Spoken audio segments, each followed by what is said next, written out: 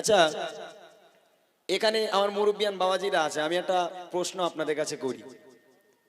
এখানে যতজন আপনারা আছেন, এইটা মসজিদ তাই না? এই আপনি ইমাম সাহেব? আপনি ইমাম নয়? ইমাম? ও উনি ইমাম সাহেব, আলহামদুলিল্লাহ। ইমাম সাহেব একটা কথা বলছি, রাগ করবেন না। মসজিদ ভর্তি হয়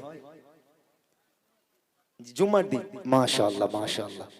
জুমার দিনে মসজিদ ভর্তি হয়, আর এমনি দিনে মসজিদের আশেপাশে কেউ যায় না। আচ্ছা, যদি আপনাদের কাছে আমি প্রশ্ন করি, এই যে কমিটি ভাইরা এই মেহফিলটাকে দিল, 2 দিন ব্যাপী মেহফিল, প্রায় 1 লাখ টাকা বাজেট।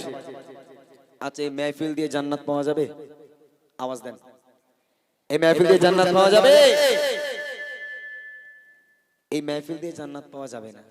আজকে আমি গজল গাইছি, এই গজল শুনেও আপনারা কেউ জান্নাত পাবেন না। আমি গজল গাইছি, আমি গজলকেও জান্নাত পাবো না। তাহলে জান্নাত পাবার উপায় কি? সবার মূলে তো জান্নাত। দুনিয়ার বুকে আমরা নামাজ পড়ি, কোরআন পড়ি, ইবাদত বান্দেগি যাই করি, সবার মূলেই তো জান্নাত। তাহলে গজল বলে যদি জান্নাত না পাওয়া যায়, মেহফিল দিয়ে যদি জান্নাত না পাওয়া যায়, জান্নাত কিসে পাওয়া যায়? ওই মসজিদে গিয়ে সিজদা ঠুকতে হবে। আল্লাহ পাক কালামুল্লাহ শরীফের মধ্যে বলেন, কুল্লু নাফসিন যায়কাতুল মাউত, প্রত্যেক প্রাণীকে মৃত্যু স্বাদ গ্রহণ করতে হবে।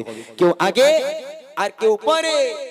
খবরদার খবরদার, তুমি যদি বাথরুমের মধ্যে গিয়ে লুকিয়ে থাকো, আজরাইল চলে এলো, ভাই আজরাইল আমি বাথরুমে আছি, খারাপ জায়গায় আছি ভাই, বাথরুমের কাজ ছেড়ে বাইরে যাবো, তখন আমার লেজাস করি ভাই, 2000 টাকা দিচ্ছি, 2 মিনিট দাঁড়া।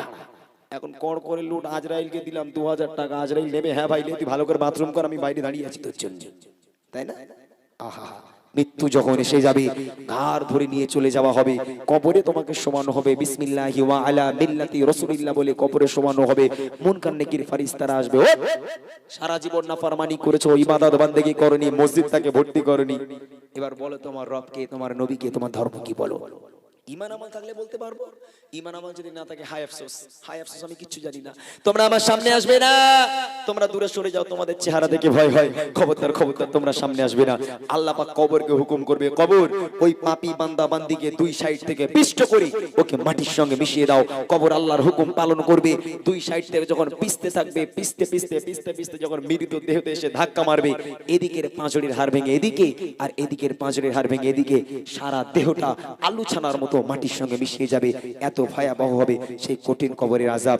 শুধু একটা ছন্দ গাইবো চেতনা জাগানোর জন্য, মরণের ভয়টা মনে ঢোকানোর জন্য। সবাই চোখটাকে বন্ধ করে গজলটা এক ছন্দ শুনুন আপনারা। যদি আমার এই গজল থেকে আপনাদের মনে একটাবার মৃত্যুর ভয়টা আসে, কবরের ভয়টা আসে, কবি লিখছে, দেখেন, চোখটা বন্ধ করে শুনবেন। একদিন তোমারি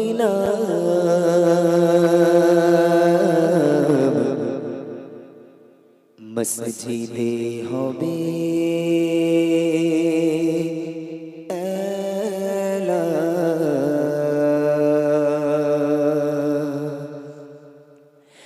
একদিন তোমারি নাম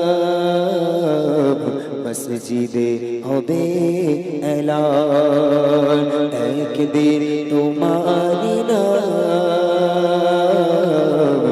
মসজিদে হবে এলান। তৈরি থেকো, তৈরি রেখো,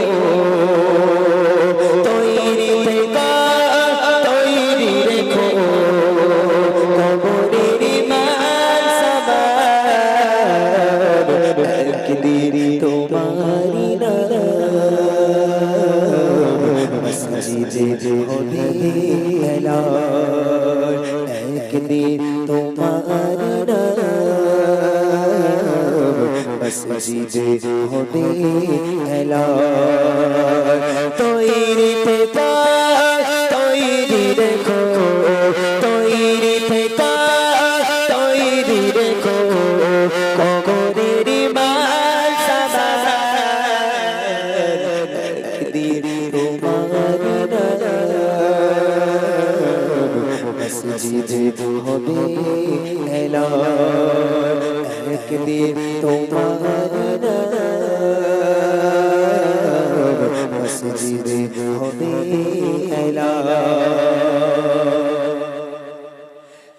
একদিন তোমাকে পরিয়ে কাফন, সঙ্গী সজন দেবে দাফন,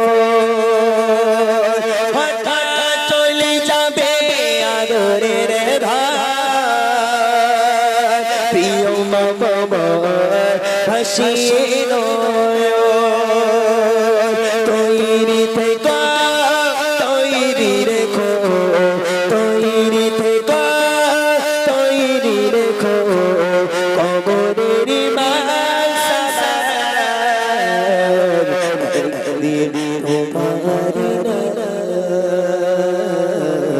মসজিদে হবে একদিন তোমার মসজিদে হবে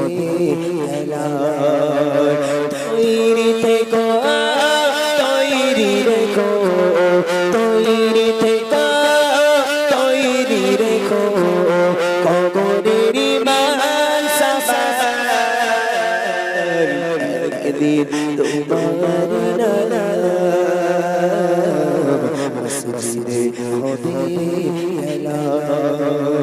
একদিন তোমার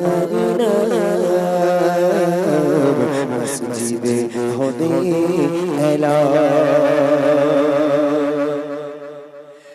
নামে সমঝারি গলে করবে আটো বন্ধ হয়ে যাবে জীবন তারা দূরে থাকবে না দেখে চোবা ফুরিয়ে বসন্ত আসে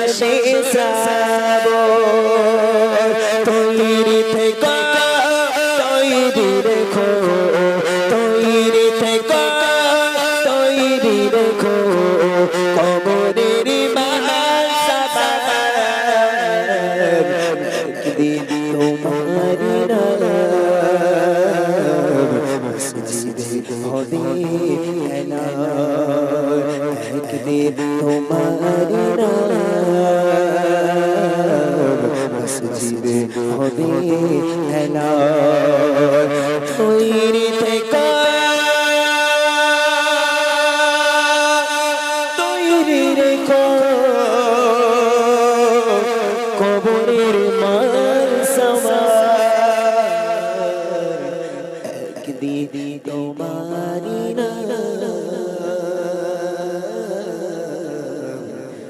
মসজিদে হবে